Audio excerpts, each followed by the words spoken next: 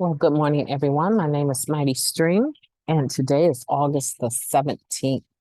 I'm going to do your Just for Today in a meditation. So grab your meditation book and follow along. You can reach me at recoveryofhope21@gmail.com. I'm brought to you by Hope Through Navigation, and this is our H.O.O.D Recovery Services. H.O.O.D is an acronym, H-O-O-D, that stands for Hope Offered on Demand. Okay, let's go ahead and get into this meditation. Tell the truth. A symptom of our disease is alienation, and honest sharing will free us to recover. Basic text, page 83. Truth connects us to life while fear, isolation, and dishonesty alienate us from it. As using addicts, we hid as much of the truth about ourselves from as much of the world as we possibly could. Our fear kept us from opening ourselves up to those around us, providing protection against what others might do if we appeared vulnerable. But our fear also kept us from connecting with the world. We lived like alien beings on our own planet, always alone and getting lonelier by the minute. The 12 steps in the Fellowship of Recovering Addicts give people like us a place where we can feel free, feel safe telling the truth about ourselves. We are able to honestly admit our frustrating, humbling powerlessness over addiction because we meet many others who've been in the same situation. We're safe among them. And we keep on telling more of the truth about ourselves as we continue to work the steps. The more we do, the more truly connected we feel to the world around us. Today, we need not hide from the reality of our relations with the people, places, and things in our lives. We accept those relationships just as they are, and we own our part in them. We take time every day to ask, am I telling the truth about myself? Each time we do this, we draw that much further away from the alienation that characterizes our addiction and that much closer to the freedom recovery can bring us. Just for today, truth is my connection to reality. Today, I will take time to ask myself, am I telling the truth? That's a deep one. That's a deep one. Just from the perspective, I think that part of the reason why an addict would not tell the truth is because they're not sure that the people that they're dealing with will accept them or will accept the truth. Or they just may be very tender-hearted people that don't want to hurt other people.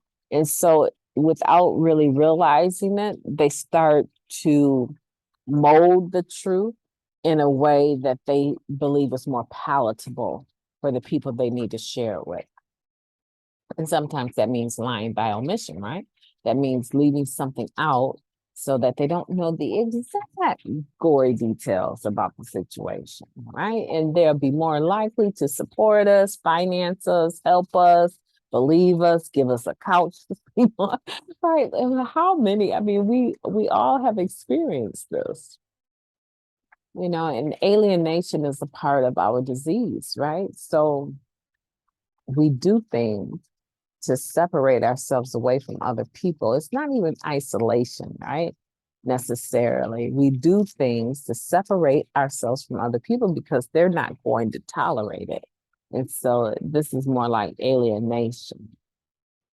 And then we come into this wonderful fellowship and we have to figure out now, what does powerlessness actually mean? Like, am I powerless over everything? Or am I just powerless over the disease of addiction? Or am I powerless over the things that make me unmanageable?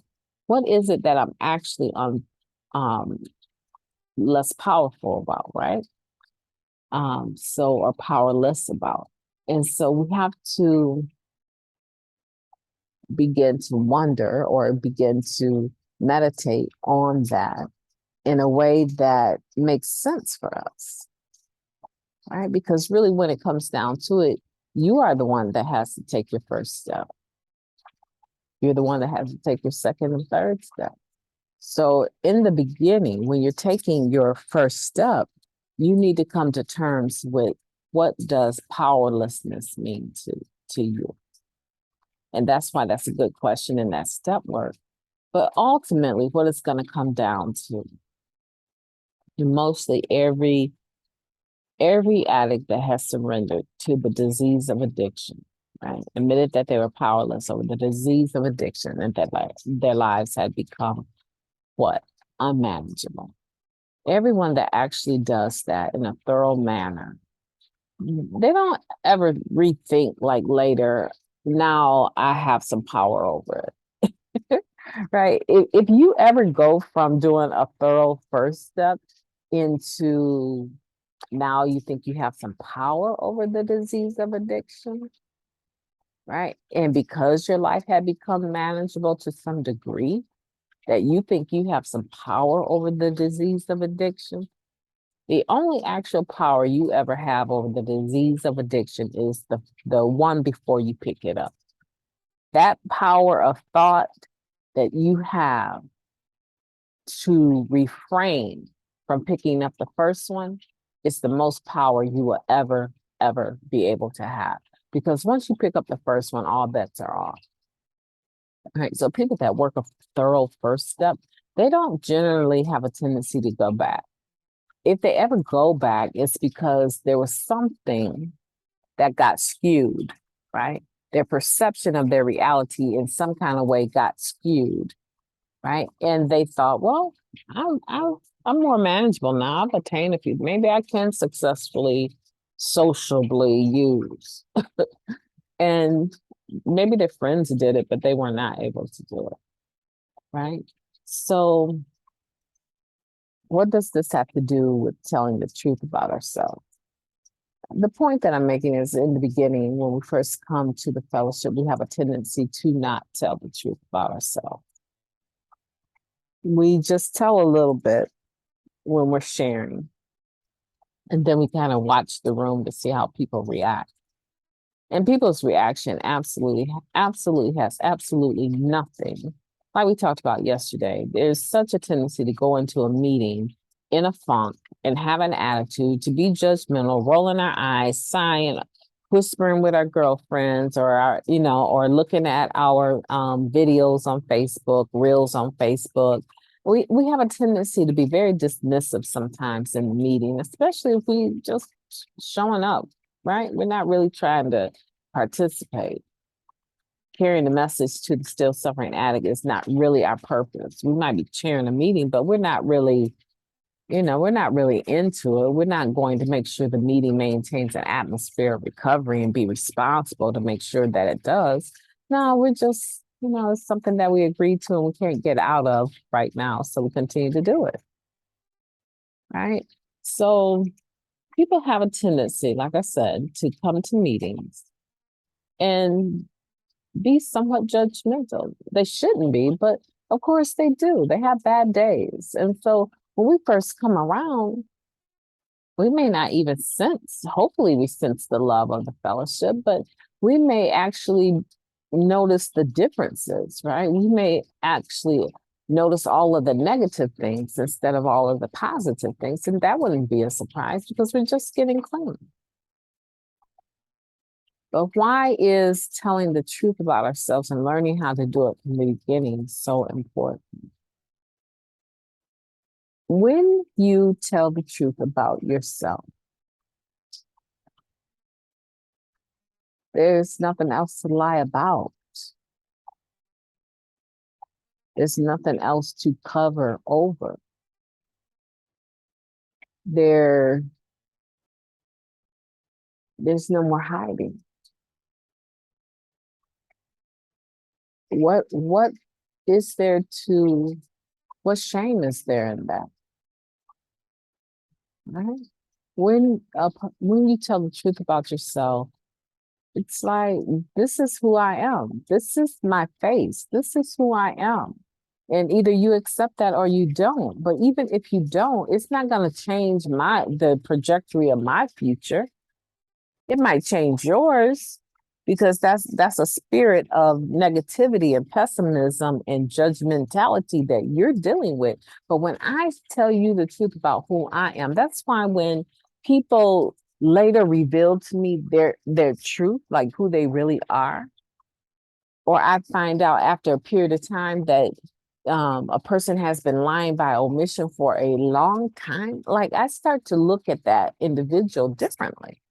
Like one, I guess the first thing I think about is what is it about me that has made them think that they needed to propagate this lie all this time? Like, do I come across that judgmental really? Like, I don't even get it. Or did I get on your back so tough about a situation that you just refuse to even admit if you continue to have problems with? I don't even know, right? But when I find out that that lie has been propagated for a long period of time, I'm like, who are you? Oh my gosh, right? Like, how do we know each other for almost a decade and I'm just finding this out about you. Like, what's going on? And this is affecting your recovery. So every issue that you're bringing to me about your recovery has been founded on a lie because you have not told me the truth about who you are. And it ain't even that serious, right? Like when I find out the truth, what am I gonna do about it? But it changes the perspective that I have when I'm giving advice or suggestions, right? So I mean, it's like when you tell the truth, I dare you today.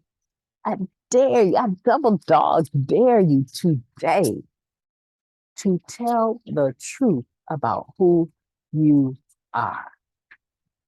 Because once you bite that bullet, once you do that, the games are on. It's like it's exciting because now the weight is gone. You get your energy back. You're not hiding anymore. And however the people are going to respond to your truth is just their issue. It's not even yours. I invite you to experience the beauty of telling your truth. Hey, listen, I have a wonderful opportunity coming up at an event to do some podcasts, recovery related. If you're going to be in the Southwest Michigan area, please reach out to me at recoveryofhope21@gmail.com. I would love to entertain you on the podcast. I would love to give you a segment to tell your story and how recovery has affected you. Please reach out to me. I've enjoyed your company, and this one, I'm double dog daring you. Yes, I am. You can tell the world, MightyStream double dog dare me today to tell the truth about who I am and to experience the weightlessness and the beauty. Now, like I said, people might respond differently, and you might not be comfortable with all of that. But look at how long you've carried the burden of trying to hide your truth. Let them carry the burden, right? Let them carry the burden of your truth, right?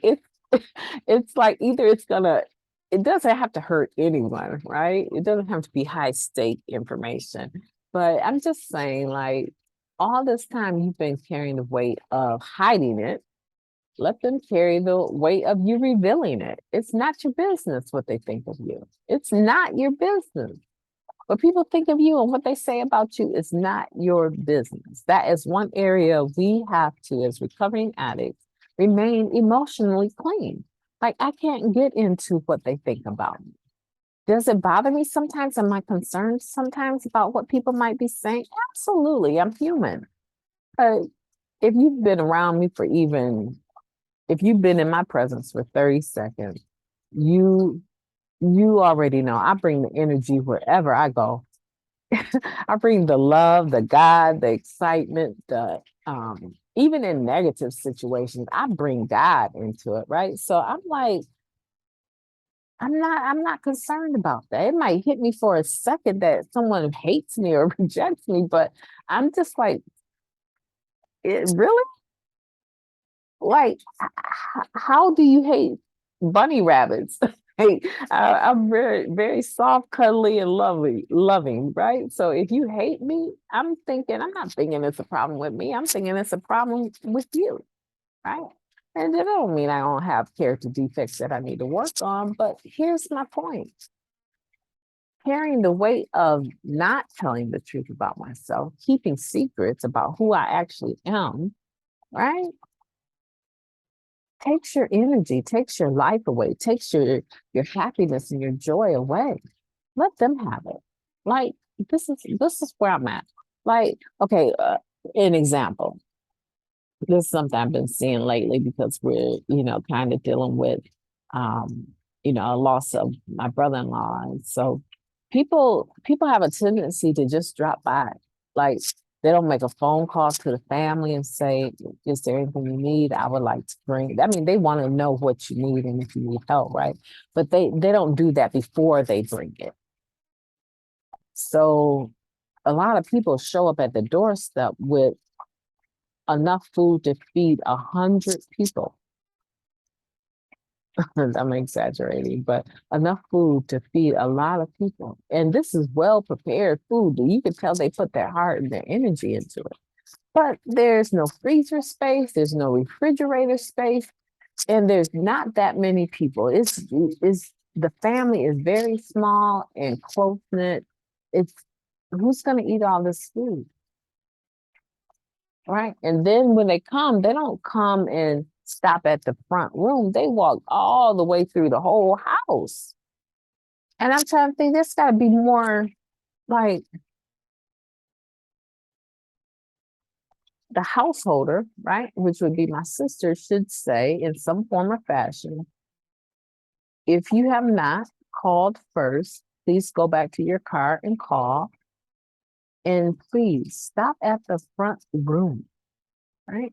In the living room where we entertain guests, right? How to say that truth, for her to say it right now, probably she wouldn't have the energy, but I have the energy to say it, right? So my goal today, one of my goals, and I've been given the responsibility to make the parameters, the boundaries clear, right? So I'm going to print a bunch of signs, and they're going to really, really show, or people should be able to read where we want them to engage us at, right? And it's not being inconsiderate, ungrateful. It's just being respectful for the family during the time of loss. So, what is your thing today? What is your double dog dare in telling the truth to someone that doesn't know your truth? It could be just as simple as telling your daughter, "This is my bedroom. These are my hygiene products. This is my makeup table. Don't touch it again, ever. Do not help yourself to mommy's stuff." Am I clear about that? Right? You're telling your truth could be something as simple as just drawing a more distinct boundary that people understand, right? So they don't keep stepping on your toes. And when they keep stepping on your toes and you don't acknowledge it, you become frustrated with yourself. You carry the weight of not having told them that that was not okay, right? So let me know in the comments, or let me know in the Gmail, recovery of hope 21 gmail at gmail.com, what you're going to do different today to tell the truth about who you are. I hope, I kind of went on a rabbit trail there, but I think that I really needed to let you know an example how simple it can actually be. Okay. So I will be talking to you tomorrow. Thanks for listening.